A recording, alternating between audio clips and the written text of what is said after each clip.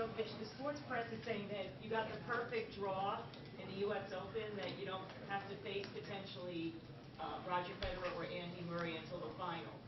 Do you think you got the perfect draw? Well, I don't think there is a perfect draw, to be honest with you. Draw is something that you cannot affect. It's a question of luck, obviously, and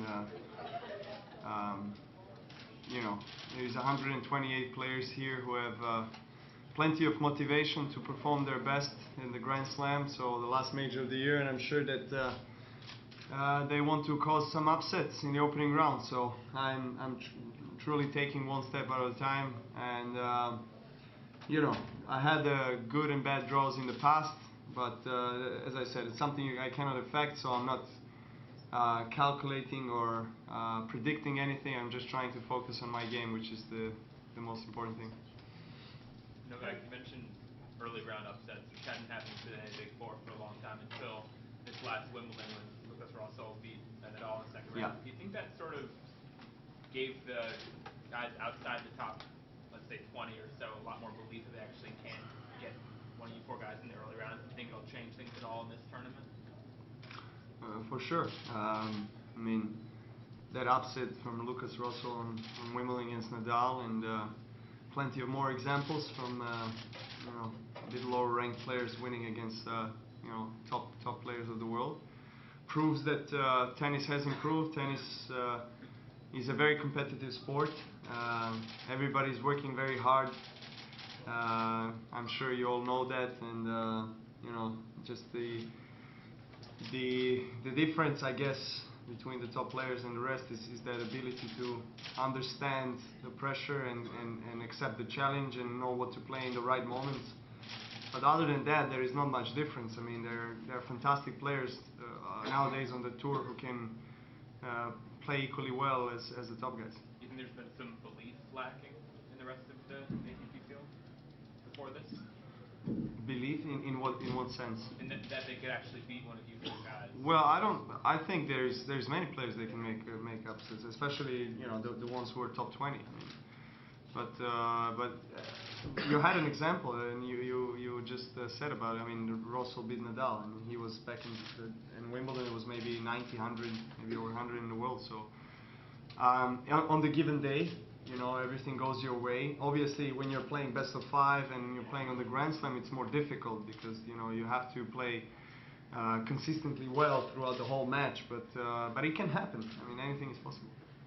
Novak, you have this aura of great energy around you, and the U.S. Open has this tremendous energy. And in a tournament like that, do you think it brings the best on you? I think so. I feel this energy, and I love playing in this tournament. The last 5 years, I've had lots of success. Twice played finals, several semifinals, and won eventually the title in 2011, which was you know, the third major of the year. And yeah, it's incredible and very unique feeling to come back to New York as a defending champion, and it's one of the most exciting cities in the world. So you definitely feel that, you know, especially the night matches that you play as a player here in front of the packed stadium, and it's a lot of entertainment, a lot of fun interactions with people, with fans. You know, they get into every point, they play with you, so it's quite different from all the other tournaments. I think every Grand Slam obviously has something unique to offer. Novak, I believe it's your youth coach who was quoted as saying there are issues that you're dealing with that you're not speaking about. Can you give your reaction to what your coach said, former coach? Well, look, you know, Jelena is my one of the first coaches. I mean,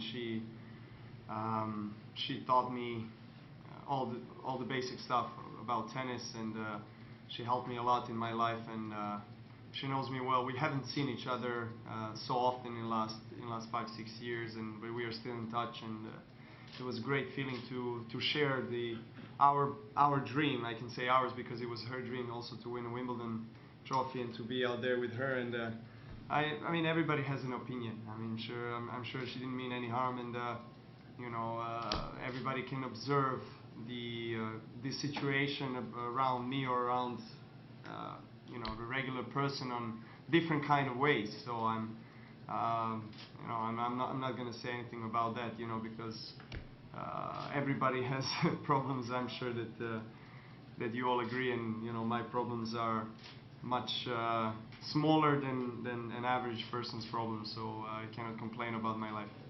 How would you describe your mindset right now and the level of your game? What do you feel because the season is already long, it has been emotionally draining. How do you feel? It's been a long season and a long summer, but my year has been really good.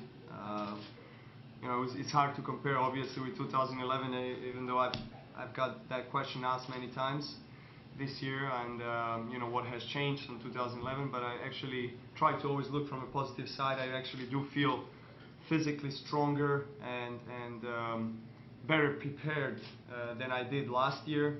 Mentally, I had some ups and downs throughout the season, but I think that was maybe expected in a way, and it's normal to have ups and downs. I mean, it's really hard to expect that I can go 5-6 months every year without losing a match. So I mean, on this level. But as I said, I feel good. I had an exhausting 4.5 weeks, and also successful. And I was very glad that I had a very successful Toronto and Cincinnati tournament. Coming into US Open was important for me to get into some hardcourt matches, and hardcourt is my most preferred surface. So I really look forward to the start of this major. What appreciation do you have for the way Serena Williams has been dominating on the women's side? And in your estimation, what kind of statement is she making about her place in the history of the game? No, it's incredible. And nobody knows where she's going to stop, and she keeps on going and being so dominant and winning most of her matches, winning the biggest events. I mean, that's what she aims for. I mean, right now, maybe she's going to answer better, but I guess probably physically at that stage of her, now at this stage of her career, she cannot maybe travel full time on the tour and play all the tournaments, but she is always performing her best at the majors, and she's winning. I mean, she won singles, doubles, Wimbledon, and also Olympic Games, and she's fantastic. I mean, a great role model for many kids who want to start playing tennis. What goes through your mind when you watch her play? I'm happy I'm in men's tennis, not needing to face her. On the men's side, there has not been too much U.S. in the U.S. Open over the last decade. Is that a concern for the industry? I mean, obviously you're concerned about winning, but from a bigger picture, is that something that concerns players on the tour? Can you repeat the question? I'm sorry. Sure. There has been too much of an American men's presence really the last 10 years here. I mean, Andy Roddick has probably been his prime last favorite. But is it a concern of the industry? I know you just were not winning this, but just well, USA is a huge country, one of the most influential countries in the world, and I'm sure that tennis tradition is something that is nurtured over the years. And I mean, Andy Roddick is the last Grand Slam winner and #1 of the world that comes from America. But I'm sure that the new wave of success in the tennis, in men's tennis for the United States is coming, because it's just impossible not to expect to not have any success from a system like this, and having obviously USTA, that is organization that invests a lot in the young talents, and I'm sure that they're coming up. I mean, and it's normal to have, as I said, ups and downs in the life. Novak, what is Kim Clijsters? Novak, when you think back about that forehand on match point return against Federer a year later, what do you think about? Well, it brings me the nicest memories, that's for sure. I mean, that point, saved me from losing the semifinals and gave me the opportunity to win the title. And I've done it. I mean, this is another example that on this highest level in men's tennis, maybe 1 point, 1 shot can decide a winner. And it was a great shot, and it's something that I will remember forever. Does it feel strange to be at a slam and not have Rafa around? Well, it is strange, because he hasn't missed a slam for a long time, and I think neither of us top 4 have really missed a slam for a very long time, which can only work in favor of the sport. And I think that's why it's one of the reasons why we are experiencing a great era of men's tennis, because all the top players are really committed and they're performing on all the top events and you know, reaching the final stages of those events. So Rafa is a great competitor and somebody I know really well on and off the court, and I'm sure that there is something serious going on, you know, because otherwise he would come here and play. So I know it's in a way loss for the tournament and, you know, for the tennis itself, because he's greatly appreciated, successful and very popular athlete around the world. So but you know, I wish him a speedy recovery of this. Novak, what does Kim Clijsters mean to tennis, and what are your thoughts on her retiring after this major? She's retiring after US Open. Okay, I mean, another great, I mean, another very successful player. I mean, and she won 3 times US Open, if I'm not mistaken. And she comes from a country that also has a long, successful tennis tradition.